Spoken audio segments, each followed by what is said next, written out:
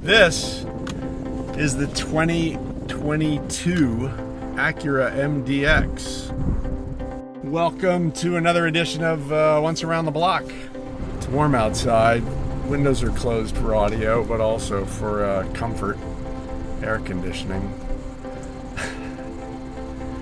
Trying to not hit anybody in the process, because that would be good. Acura says they're the #1 selling 3-row luxury SUV. I'm willing to believe them. It's got a 6-cylinder, 290 horsepower engine, 10-speed automatic transmission. I know it's a lot of speeds. Usually I'm used to 4 or maybe 5. Acura says it helps with acceleration, it helps with fuel economy, smoothness of ride.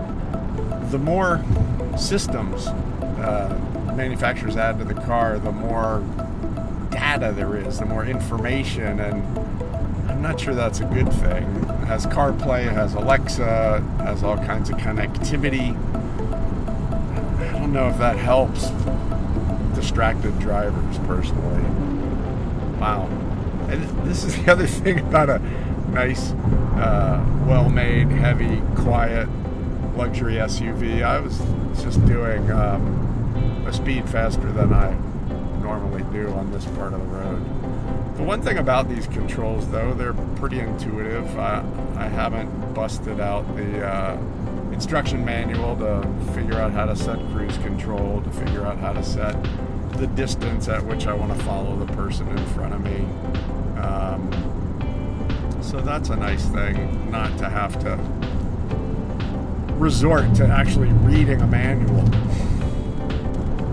The funny thing about modern cars, they're all pretty similar.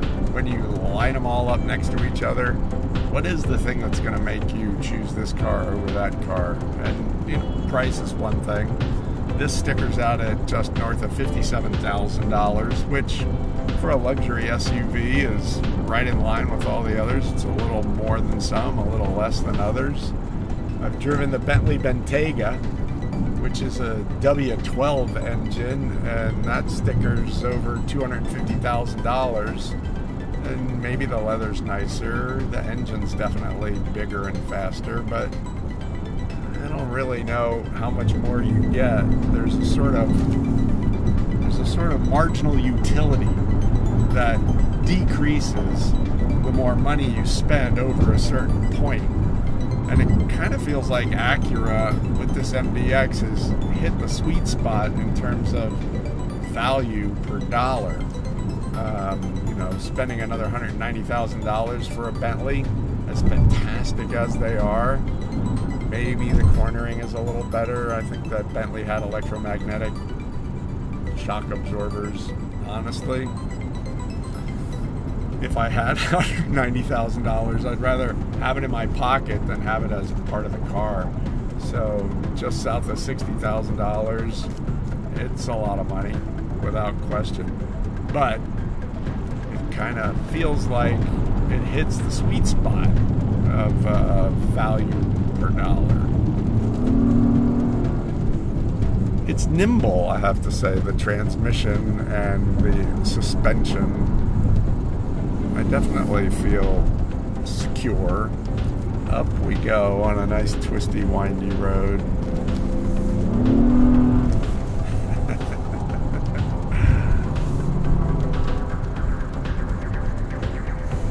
Up in the mountains, around the curves, those big 20-inchers, gripping the road, carving we go. Curious to see what the engine looks like.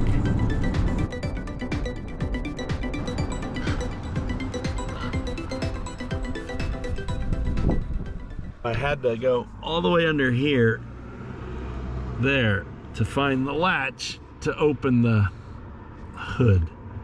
Kind of hidden, but sometimes you have to resort to the owner's manual.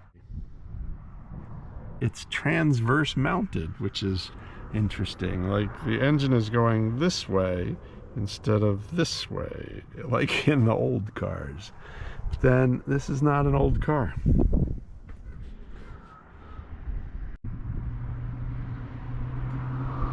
But let's take a look at the back here. Auto up, which is a nice feature.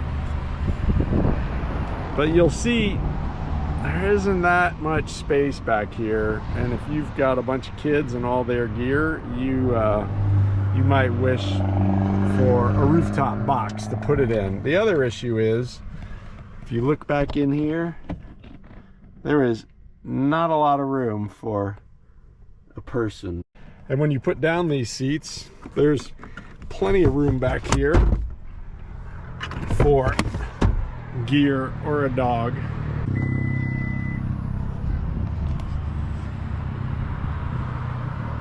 And the roof has one of those panoramic, look how big it is. The dashboard with all the controls is pretty well laid out, except for one glaring thing. The screen is not a touch screen. Instead, you have to use your right hand, and there's a cursor pad, which may make it far less appealing for a left-handed driver. Also, there is no shifter here, and there's no shifter here. There are buttons to push. I guess these buttons, it is the modern way. I'm used to it. Maybe they're less expensive, maybe they're more intuitive, maybe it's safer somehow, but it's interesting. I kind of miss a shifter. They keep talking about cars going away. I don't think cars are going away. Well, the automobile industry is undergoing a major transformation towards electrification, but it's not going to take 5 years or 10 years. It'll probably take more like 30 years. There's so many cars on the road that are ICE, internal combustion engines, and the infrastructure for gasoline production and distribution makes consumption easy. And there is a certain sense of comfort knowing that you can just get in your car and go all the way across the country if you want to. There's plenty of places to stop for gas all along the way. And that's not really the case with an electric car, at least not yet. But really the only way to figure out which car to buy is to figure out your budget and then drive a bunch of cars in that price range. But it is complicated to make a decision about a sedan, an SUV, a pickup truck, a sports car. I mean, no one car does everything. And so once you figure that out, then it's just a matter of driving a bunch of those cars and seeing which one speaks to you. There's always funny little things about a car that you love or don't love. When you first walk up to this Acura MDX, it's like, oh, wait a minute, who made that car? Because the roof line feels chopped. So it's like a low roof line.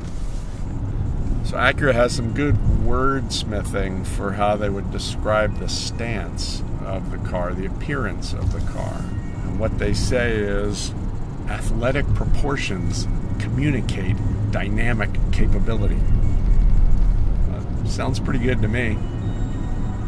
And it actually sounds fair, because that chopped roof line really does give it a sort of sleek, slightly menacing look, which is interesting for a 3-row luxury SUV. You don't normally think of them as menacing. Athletic, yes. That's easy, that's good. The suspension handles these curves pretty nicely at a moderate speed. Not trying to set any records or get into any trouble, actually. One other thing, one of the benefits of a luxury SUV, at least the category, the sound system is really nice. And the cabin is quiet. There's less road noise. That's one of the things that sort of, always think about when you're looking at cars, the noise. I definitely appreciate the opportunity to drive all these different vehicles. Well, that's about it for this edition of Once Around the Block. I'm Todd Mesereau. The 2022 Acura MDX. I wouldn't mind taking this one twice around the block. I actually really like this car.